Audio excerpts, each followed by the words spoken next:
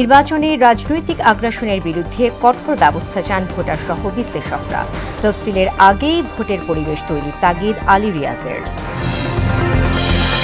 রাজনৈতিক দলের সঙ্গে দ্বিতীয় ধাপের বৈঠকে ঐকমত্য কমিশন।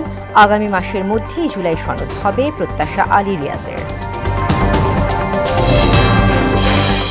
বাড়ছে ডেঙ্গুর প্রকোপ। বরগুনায় একদিনে আক্রান্ত ৭৪ জন। করোনা টেস্টে আগ্রহী নয় মানুষ। বিভিন্ন হাসপাতাল থেকে পরীক্ষার যন্ত্রপাতি উধাও। এবং ইরান ইসরায়েলে পাল্টাপাল্টি হামলা অব্যাহত। দুই দেশ থেকে নাগরিকদের সরে যেতে বলল চীন যুক্তরাষ্ট্র। মহাযুদ্ধের আশঙ্কা বিশ্লেষকদের।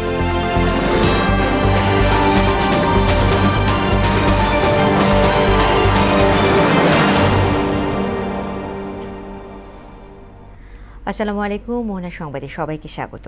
শুনছিলেন শিরোনাম, সঙ্গে আছি তাসমিয়া জেরিন।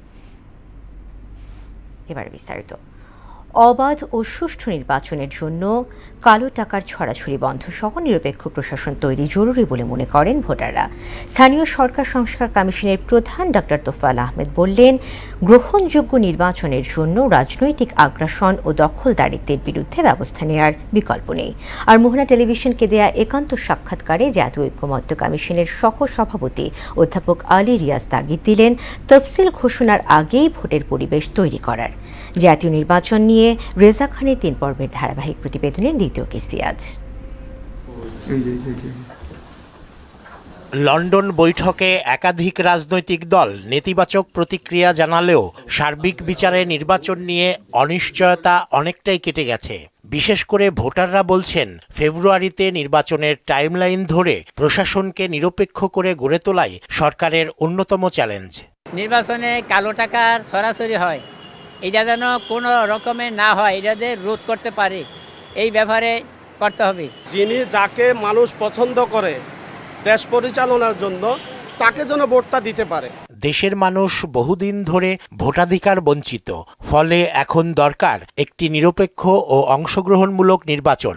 এজন্যে প্রয়োজন নিরপেক্ষ প্রশাসন এবং সবার জন্যে সমান সুবিধা নিশ্চিত করা, বললেন জাতীয় ঐকমত্য কমিশনের সহসভাপতি। প্রশাসনিক ব্যবস্থাগুলো নিশ্চিত করা দরকার, সকলের জন্য যেন সমান সুযোগ নিশ্চিত করা যায় সেটা ব্যবস্থা করতে হবে। নির্বাচনের জন্য কেবল সময়সূচি যথেষ্ট নয়, ভোটাধিকার প্রয়োগে তফসিল ঘোষণার আগে থেকেই ক্ষেত্র তৈরি করতে হবে। যে কোনো দেশে একটি সুষ্ঠু অবাধ নির্বাচনের জন্য যেটা দরকার সেটা অনেক আগের থেকেই দরকার। কেবলমাত্র নির্বাচনের সময়সূচি যথেষ্ট নয়, সামগ্রিক পরিস্থিতিটা নির্বাচনমুখী করা এবং নির্বাচন অবাধ সুষ্ঠু হওয়ার জন্য প্রশাসনিক এবং প্রাতিষ্ঠানিক ব্যবস্থা গ্রহণ করা। স্থানীয় সরকার সংস্কার কমিশনের প্রধান পরামর্শ দিলেন, নিরপেক্ষ নির্বাচনের জন্য প্রশাসন থেকে শুরু করে সকল ক্ষেত্রে রাজনৈতিক দখলদারিত্বের বিরুদ্ধে ব্যবস্থা নেয়ার। কোনো দল প্রশাসনিকভাবে পদ দখল করার তালে আছে, কোনো দল রাজপথ, সম্পদ, ব্যবসা দখলের মধ্যে আছে। আগামী 3 মাসের মধ্যে যত সব দখলদারিত্ব হয়েছে সেগুলো দখলমুক্ত করতে হবে। সিভিল অ্যাডমিনিস্ট্রেশন প্রথাগতভাবে আমাদের দেশে কে ক্ষমতায় আসছেন, কোন পার্টি, কোন দল, তারা আগে থেকে এটার বাতাস গন্ধ অনুভব করে, স্মেল করে এবং তারা সেদিকে ঝুঁকে পড়তে চায়। নির্বাচনের মাধ্যমে যাতে অভিজাত ও ধনিক শ্রেণীর স্বার্থ রক্ষা প্রাধান্য না পায় সেভাবেই সংস্কার করার পরামর্শ দেন তিনি। মানুষের নামে কথাগুলো বলা হয়, জনগণের নামে, কিন্তু কিছু এলিট শ্রেণীর মানুষের সুযোগ সুবিধা প্রত্যাশা, এটাই জাতির প্রত্যাশা হয়ে দাঁড়ায়। রেজা খান, মোহনা সংবাদ, ঢাকা। সকলের সহযোগিতা পেলে জুলাই মাসের মধ্যেই জুলাই সনদ তৈরির প্রত্যাশা জানিয়েছেন জাতীয় ঐকমত্য কমিশনের সহসভাপতি অধ্যাপক আলী রিয়াজ। দুপুরে ফরেন সার্ভিস একাডেমিতে রাজনৈতিক দলের সঙ্গে কমিশনের দ্বিতীয় দফা বৈঠকের শুরুতে এমন প্রত্যাশা জানান তিনি। বলেন, রাজনৈতিক দল সব বিষয়ে একমত না হলেও রাষ্ট্র জাতির স্বার্থে কাছাকাছি সিদ্ধান্ত হবে বলেও আশা জানান তিনি। জাতীয় ঐকমত্য কমিশনের সংকল্পবদ্ধ যে আমরা জুলাই মাসের মধ্যেই এই জাতীয় সনদ তৈরি করতে পারবো। সেক্ষেত্রে আপনারা ইতিমধ্যে সহযোগিতা দেখাচ্ছেন এবং যে সময় এবং বিভিন্নভাবে সহযোগিতা করছেন, সেজন্য রাজনৈতিক দলগুলোর প্রতি এবং নেতৃবৃন্দের প্রতি আমাদের আন্তরিক কৃতজ্ঞতা। দর্শক, রাজনৈতিক দলের ঐকমত্য কমিশনের বৈঠকের বিষয়ে আরও জানাতে যুক্ত হচ্ছেন সহকর্মী এস ইউ সেলিম। সেলিম, বৈঠকটির সবশেষ পরিস্থিতি সম্পর্কে জানতে চাই, আর সভায় প্রবেশের আগে রাজনৈতিক দলের নেতাদের প্রতিক্রিয়া সম্পর্কে জানতে পেরেছিলেন কিনা?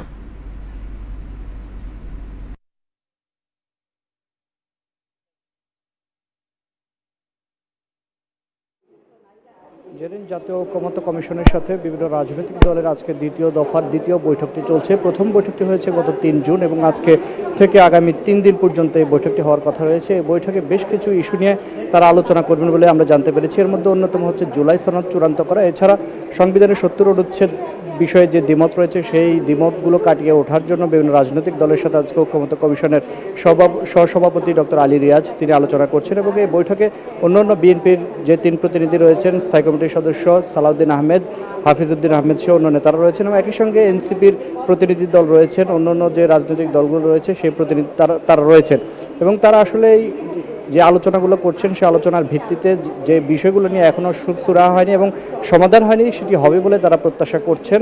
এবং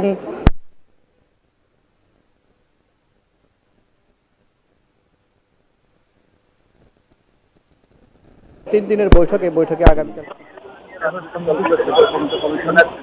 অনেকের যে বিষয়গুলো রয়েছে সেই বিষয়গুলো নিয়ে রাজনৈতিক দলগুলোর সাথে ঐকমত্য কমিশনের বৈঠক চলছে এবং তারা সেগুলোতে ঐকমত্যে পৌঁছতে পারবেন বলেই প্রত্যাশা করছেন রাজনৈতিক দল এবং ঐকমত্য কমিশন।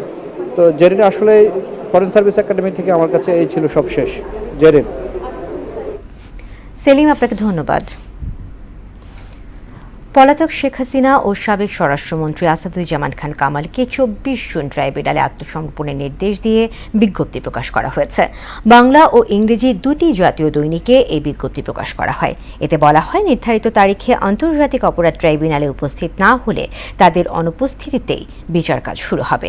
বিজ্ঞপ্তিতে আরও জানানো হয়, শেখ হাসিনা ও আসাদুজ্জামান খান কামালের বিরুদ্ধে গ্রেফতারি পরোয়ানা জারির পরও তারা পলাতক রয়েছেন। ট্রাইব্যুনাল আইনের 31 বিধি অনুযায়ী তাদেরকে আত্মসমর্পণের নোটিশ জারি করা হলো।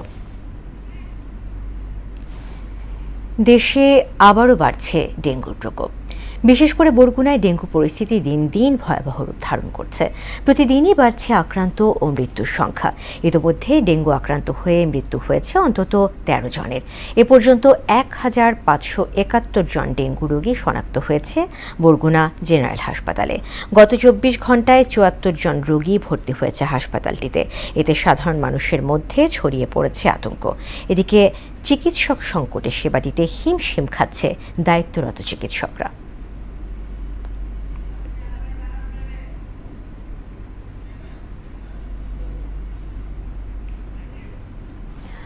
দর্শক, সহকর্মী সুমন মোল্লা, মুদাসসির আল ও রিয়াজ উদ্দিনের কাছে বরগুনা, ঢাকা এবং চট্টগ্রামের ডেঙ্গু ও করোনা পরিস্থিতি সম্পর্কে জানব। ডেঙ্গু ও করোনা পরিস্থিতি নিয়ে আপনাদের কাছে কি তথ্য আছে আমাদেরকে জানাবেন।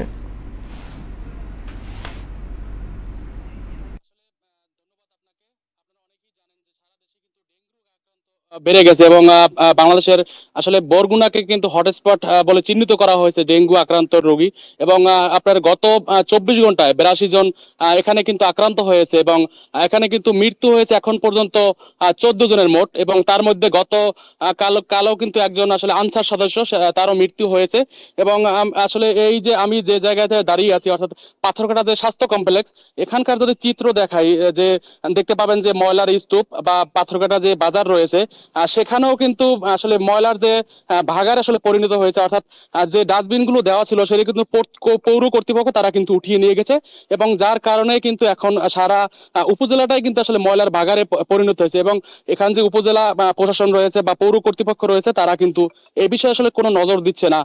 এই বিষয়টা নিয়ে কিন্তু পাথরঘাটা যে পৌরবাসী রয়েছে তারা কিন্তু অনেকটা ক্ষোভ জানিয়েছে এবং আমরা যদি আসলে এই পাথরঘাটা স্বাস্থ্য কমপ্লেক্সের কথা বলি, এখানেও কিন্তু আসলে এই যে ডেঙ্গু আক্রান্ত রোগী আসলে যে চিকিৎসা অবস্থা দেওয়ার কথা আসলে সেটি পারছে না, কারণ এখানে যে ডাক্তার যে সংকট সেগুলো কিন্তু রয়েছে। অর্থাৎ এখানে 29টি ডাক্তারের পদ রয়েছে, সেখানে মাত্র আসলে 2 জন দিয়ে আসলে কোনো মতে এই চিকিৎসা ব্যবস্থা চলছে।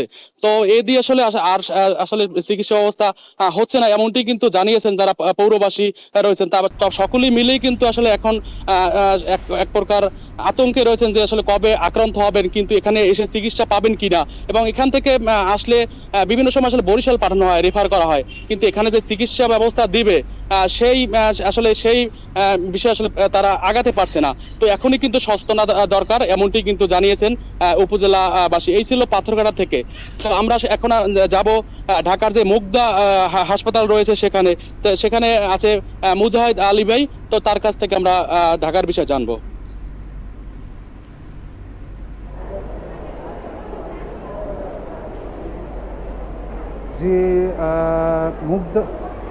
মুগদা হাসপাতালের উপপরিচালক মোহাম্মদ নুরুল ইসলামের সঙ্গে কিন্তু আমরা কথা বলেছি। তিনি যেটি জানিয়েছেন যে এই মুগদা হাসপাতালে গত 3 দিনে মোট 15 জন করোনা পরীক্ষা করিয়েছেন এবং 15 জনেরই কিন্তু নেগেটিভ এসেছে। তো তিনি যেটি জানিয়েছেন যে আশঙ্কাজনক হারে বাড়েনি করোনা, এটি ঠিক, কিন্তু পূর্বের অভিজ্ঞতা যে তার রয়েছে সে কারণে তারা কিন্তু প্রস্তুত রয়েছেন এবং ইতিমধ্যে হাসপাতালটিতে 50টি আইসোলেশন ওয়ার্ড এবং তার সঙ্গে যে বেড রয়েছেন প্রস্তুত রেখেছেন। এর সঙ্গে 20টি আইসিইউও তারা প্রস্তুত রেখেছেন যেন যে কোনো সময় বাড়লে সেটি মোকাবেলা তারা করতে পারেন। এদিকে তিনি এটি জানিয়েছেন যে করোনার তুলনায় ডেঙ্গুর আক্রান্ত হারটা কিন্তু বেশি। গত 24 ঘন্টায় কিন্তু ডেঙ্গুর আক্রান্ত মোট 41 জনকে তারা শনাক্ত করেছেন, যার মধ্যে 17 জন কিন্তু হচ্ছে পুরুষ, 24 জন হচ্ছে নারী এবং কি এর মধ্যে শিশুও রয়েছেন 11 জন। তো এই পরিস্থিতিতে ডেঙ্গু যে বাড়ছে সেটিও কিন্তু একটি উদ্বেগজনক। তো যদিও তিনি জানিয়েছেন যে গত বছরের তুলনায় এখন পর্যন্ত পরিস্থিতি সে হারে আশঙ্কাজনক হয়নি। এদিকে আমরা দেখেছি যে হাসপাতালটিতে যারা আসছেন, যেসব রোগীরা আসছেন তারা কিন্তু কেউ সচেতন নয়, মাস্কও ব্যবহার করছেন না এবং অনেকটাই উদাসীন তারা। তো সব মিলিয়ে করোনা পরিস্থিতি না বাড়লেও যে বাড়বে না যে তা বলা যায় না এবং এখনও কিন্তু জনগণের মধ্যে, জনসাধারণের মধ্যে সে অনুযায়ী কিন্তু সতর্কতা দেখা যাচ্ছে না। তো এই ছিল রাজধানীর মুগদা হাসপাতাল থেকে আমার কাছে পাওয়া তথ্য। তো আমি চলে যাচ্ছি এখন চট্টগ্রামে আমাদের সহকর্মী রিয়াজের কাছে।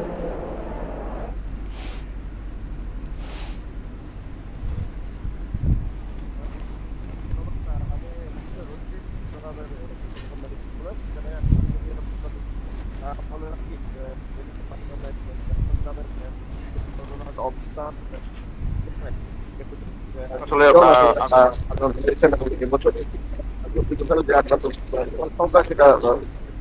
এর মধ্যে আসলে 2 জনের মৃত্যু হয়েছে। এর পাশাপাশি যদি একটু করোনার কথা বলি, করোনা আবারও ফিরে আসছে নীরবে। এদিকে একদিনেই আসলে শনাক্ত হয়েছে 10 জন করোনা রোগী। এই একদিনেই 120 জন করোনা রোগীর মধ্যে 120টি নমুনা পরীক্ষায় আসলে এদেরকে 10 জনকে পজিটিভ হিসেবে পাওয়া গিয়েছে এবং চট্টগ্রাম নগরীর এর মধ্যে যে 10 জন করোনা সাসপেক্টেড হয়েছে তাদের মধ্যে প্রায় 7 জন আসলে চট্টগ্রাম নগরীর এবং 3 জন হচ্ছে বিভিন্ন উপজেলার বাসিন্দা বলে আমরা জানতে পেরেছি। সবচেয়ে দুঃখজনক বিষয় যেটা সেটা হলো চট্টগ্রামের যে উপজেলা মিরসরাই, সেই মিরসরাই 75 বছর বয়স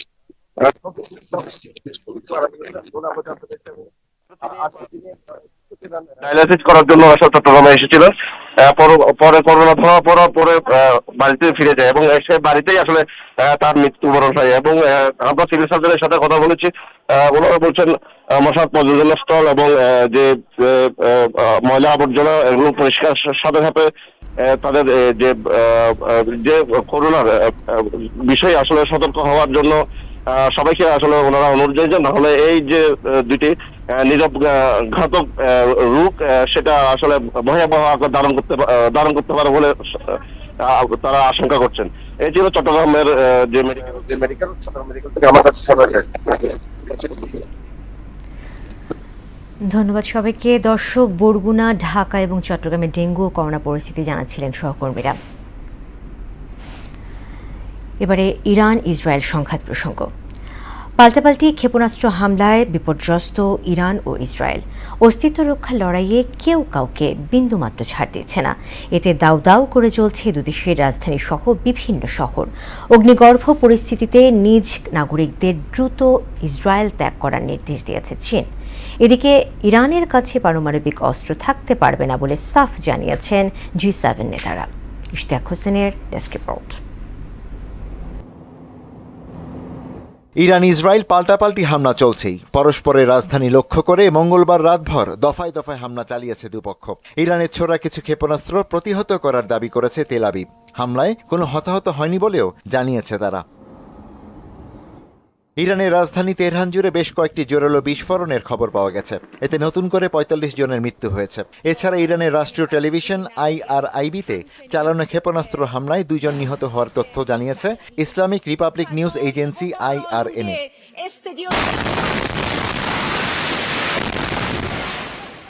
ইরানের মিসাইল লঞ্চার বা ক্ষেপণাস্ত্র উৎক্ষেপণ যন্ত্রের 1/3 ধ্বংস করে দেওয়ার দাবি করেছে ইসরায়েল। তাদের দাবি অনুসারে 4 দিনের হামলায় ইরানের 120টিরও বেশি ক্ষেপণাস্ত্র লঞ্চার ধ্বংস করেছে তেল আবিব।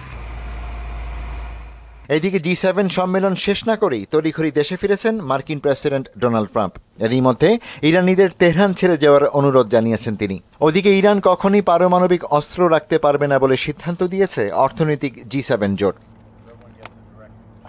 ট্রাম্পের ওই কথার পর দলে দলে তেহরান ছেড়ে যাচ্ছেন আতঙ্কিত ইরানিরা। এতে সড়কে দেখা দিয়েছে তীব্র যানজট। অগ্নিগর্ভ পরিস্থিতিতে নিজ নাগরিকদের দ্রুত ইসরায়েল ছাড়ার আহ্বান জানিয়েছে চীন।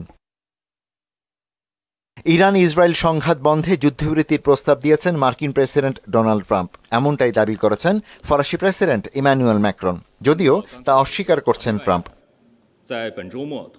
ইরানে ইসরায়েলি হামলার নিন্দা জানিয়েছে পাকিস্তান, কাতার, সৌদি আরব, সুদান, মিশর সহ 21টি মুসলিম দেশ।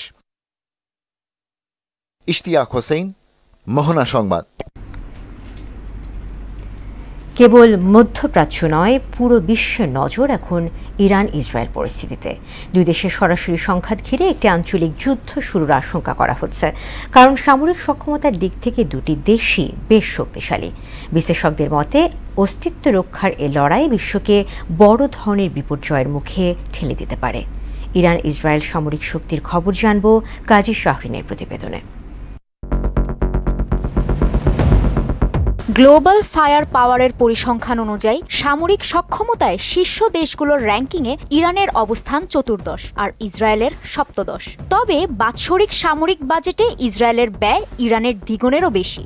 দেশটির 2440 কোটি ডলারের বিপরীতে ইরানের প্রতিরক্ষা বাজেট 995 কোটি ডলার। এই র্যাঙ্কিংয়ে 145টি দেশের মধ্যে ইরান 33তম আর ইসরায়েলের অবস্থান 29। ইসরায়েলের যে ইনভেস্টমেন্টটা এখানে গুরুত্বপূর্ণভাবে হয়েছে, একটা হচ্ছে যে তার এয়ার ডিফেন্স সিস্টেম এবং তার স্ট্র্যাটেজিক এয়ার ক্যাপাবিলিটি, আর দ্বিতীয় জায়গাটা হচ্ছে যে তার ইন্টেলিজেন্স ক্যাপাবিলিটি। ইন্টেলিজেন্স এজেন্সির যে এই পারদর্শিতা, সেটা কিন্তু আজকের বিষয় না। আমরা সেটা 60-এর দশক থেকে দেখেছি যে তারা এবং বহু ইন্টারভেনশন তারা বিভিন্নভাবে করেছে। ইরানের নিয়মিত সেনা 11,80,000 আর ইসরায়েলের 6,70,000। এর মধ্যে ইরানের রিজার্ভ সেনা 3.5 লাখ আর ইসরায়েলের 4,65,000। Most of them are reservist, কিন্তু যারা আসে তারা অত্যন্ত ওই রিজার্ভও যারা, সে হয়তো একটা বিশ্ববিদ্যালয়ের শিক্ষক, সে হয়তো একটা ইঞ্জিনিয়ার, সে হয়তো যখন তাকে ডাকা হয় সে সৈনিক হিসাবে কাজ করে।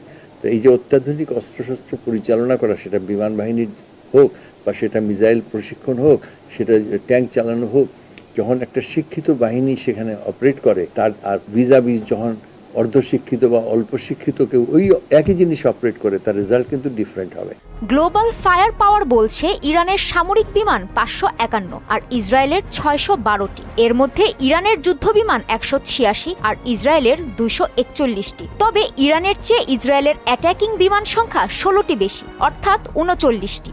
গ্লোবাল ফায়ার পাওয়ারের পরিসংখ্যান অনুযায়ী ইরানের হেলিকপ্টার 129 আর ইসরায়েলের আছে 146টি। ইসরায়েলের সামরিক শক্তি স্ট্র্যাটেজিক্যালি এবং ট্যাকটিক্যালি অনেক বেশি। সশস্ত্র বাহিনীর সৈন্য সংখ্যা গুরুত্বপূর্ণ অবশ্যই, কিন্তু কতখানি গুরুত্বপূর্ণ তার থেকে আমরা দেখি টেকনোলজির উপরে ডিপেন্ডেন্সটা সবচেয়ে বেশি হয়। ট্যাঙ্ক ও সাজোয়াজানের দিক থেকে এগিয়ে আছে ইরান। ইসরায়েলের আছে 1370টি আর ইরানের 1996টি। সাজোয়াজান আছে ইরানের 65,765টি আর ইসরায়েলের আছে 43,403টি। গ্লোবাল ফায়ার পাওয়ারের তথ্য মতে নৌবাহিনীর শক্তির দিক থেকে এগিয়ে আছে ইরান। দেশটির 101টি যুদ্ধজাহাজের বিপরীতে ইসরায়েলের আছে 67টি। ইরানের সাবমেরিন সংখ্যা 19 আর ইসরায়েলের 5টি। সুইডেন ভিত্তিক গবেষণা সংস্থা স্টকহোম ইন্টারন্যাশনাল পিস রিসার্চ ইনস্টিটিউটের সবশেষ তথ্য মতে বিশ্বের 9টি দেশের কাছে প্রায় 12,512টি পারমাণবিক অস্ত্র আছে। এর মধ্যে ইসরায়েলেরও নাম আছে। এর তালিকায় ইরানের কাছে আনুষ্ঠানিকভাবে কোনো পরমাণু নেই। এমন বাস্তবতায় অস্তিত্ব রক্ষায় ইসরায়েল পরমাণু বোমা হামলা চালাতেও পারে। প্রশ্ন হলো সেক্ষেত্রে ইরান কি করবে? এক শীর্ষ সেনা কর্মকর্তা সোমবার এর জবাব দিয়েছেন। তিনি জানান, যদি এরকম কিছু হয় তবে ইরানকে পরমাণু অস্ত্র দিয়ে সহায়তা করবে পাকিস্তান। কাজী শাহরিন, মোহনা সংবাদ। সক্রিয় মৌসুমী বায়ুর কারণে উত্তর বঙ্গোপসাগর এলাকায় বজ্রমেঘ ও বায়ুচাপের তারতম্যের আধিক্য বিরাজ করায় উত্তর বঙ্গোপসাগর সহ বাংলাদেশের উপকূলীয় এলাকা এবং সমুদ্র বন্দরগুলোর উপর দিয়ে ভারী থেকে অতি ভারী বৃষ্টি সহ ঝোড়ো হাওয়া বয়ে যেতে পারে। এ অবস্থায় চট্টগ্রাম, কক্সবাজার, মোংলা ও পায়রা সমুদ্র বন্দরকে 3 নম্বর স্থানীয় সতর্কতা সংকেত দেখাতে বলা হয়েছে। শেষ করব মোহনা সংবাদ, যাবার আগে শুনাম।